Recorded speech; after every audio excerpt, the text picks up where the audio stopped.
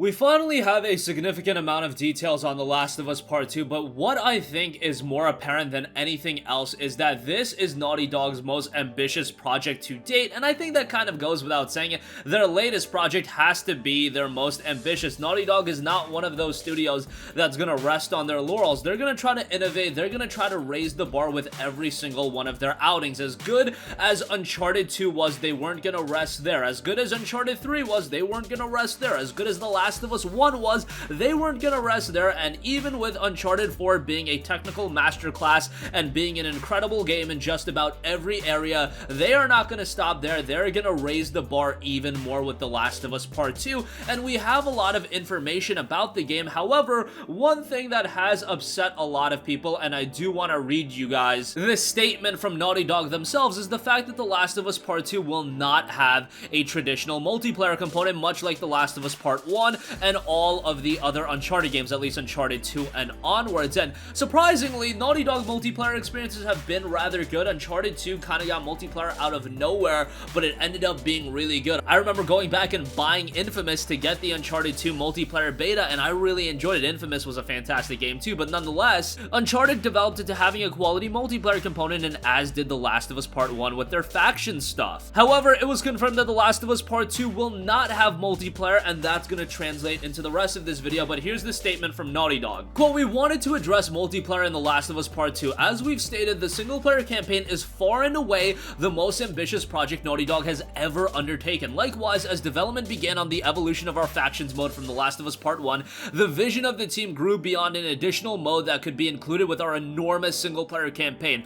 Wanting to support both visions, we made the difficult choice that The Last of Us Part 2 would not include an online mode. However, you will eventually experience the fruits of our team's online ambition, but not as a part of The Last of Us Part 2. When and where it will be realized is still to be determined, but rest assured, we are as big of a fan of factions as the rest of our community and are excited to share more when it's ready." So that's from Naughty Dog themselves.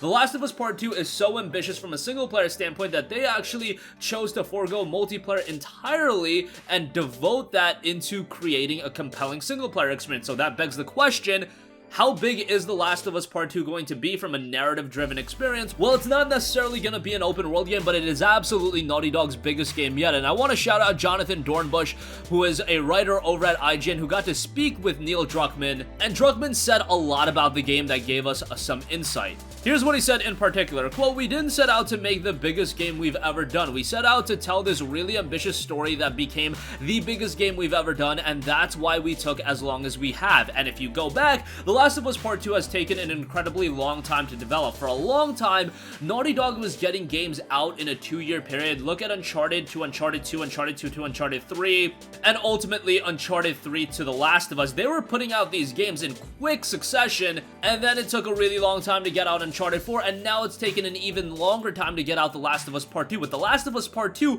it's taken 4 years since the release of Uncharted 4, and the game was probably in development a little bit before that. How about this for a comparison point? This is how ambitious and big budget the Naughty Dog games have gotten. Last generation, Naughty Dog put out 4 PlayStation 3 games. You're talking 3 Uncharted games and The Last of Us 1.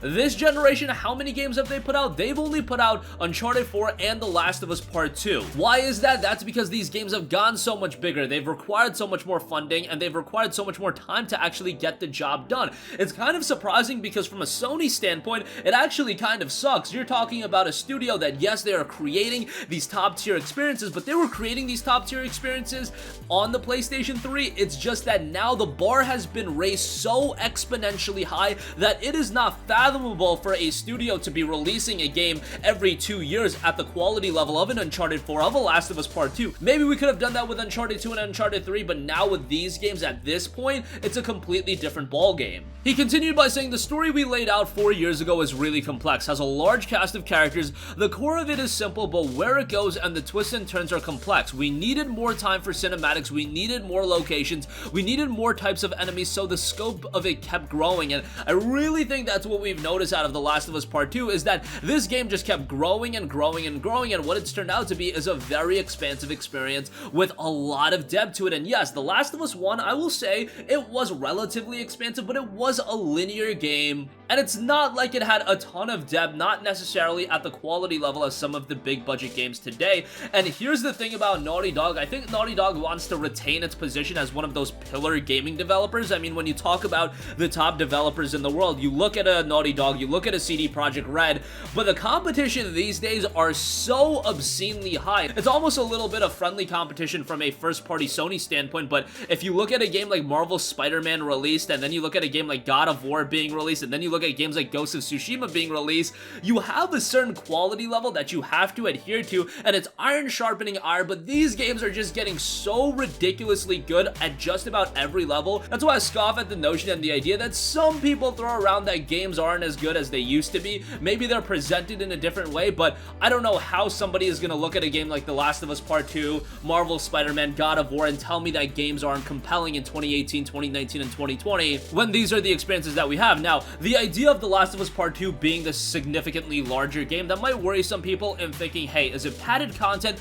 We've seen some games this generation especially where they've taken the route to open world, and it's honestly done the game a disservice. Again, The Last of Us Part 2 isn't going full open world, however, it is going to be a far bigger experience, so one might think, hey, is this going to be a game that's just padded with more content to say we have more content for the sake of having more content, which, yes, has been more of a regular thing in gaming since the explosion of open world games, but here's what Druckmann said about that. Quote, "It's not padded, it has the pacing of the first game. You're going on this crazy, emotional, harrowing roller coaster ride that has these highs of tension and these slower, more provocative, thoughtful moments. Those kind of events are sprinkled throughout the entire game." And he also noted that the demos and E3 20 gameplay are a tiny fraction of how big the game is. I'm not exaggerating, this is by far Naughty Dog's biggest game we've ever done, and it's not to say that Naughty Dog games are very brief experiences. Although the Uncharted games are relatively short, The Last of Us is a decently in length experience. It's not like it's a game that you can complete in 6 or 7 hours just naturally playing through the game.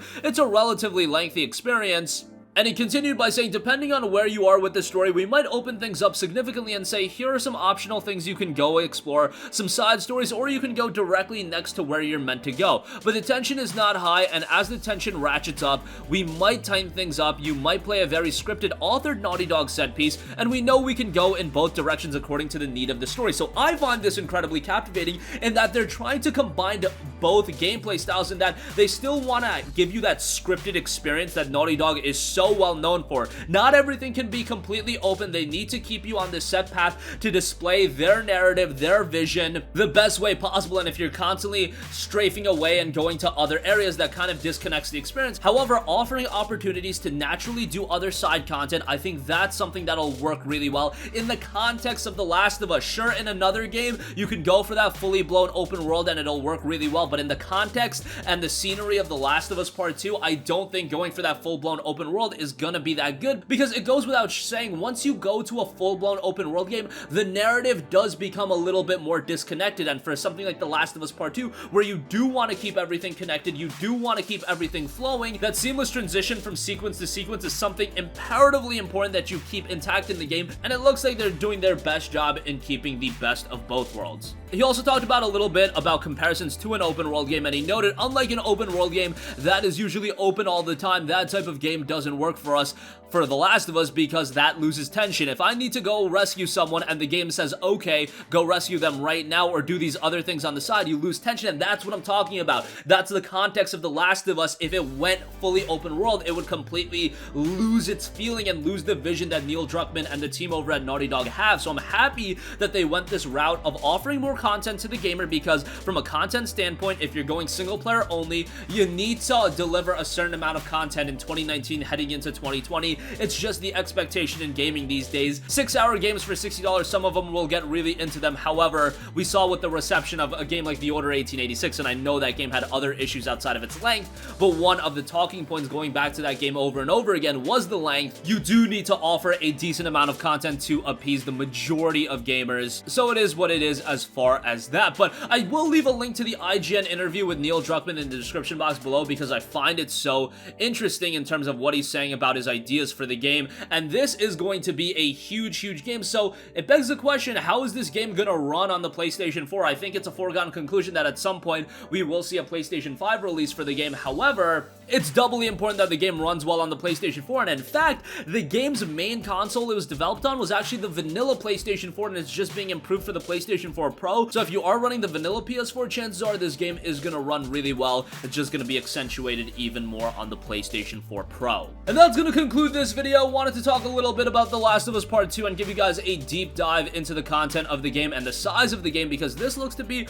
a relatively grandiose experience. While not fully open world, it is gonna let you stray from the beaten path. There are going to be moments where you can do some side content, although I feel like this is going to be a game you have to do the side content when it's available. If you don't, chances are you're going to a new area. How are you going to go back and do that side content? That's going to cause some issues. So just bear that in mind when you do play the game come February 21st, 2020.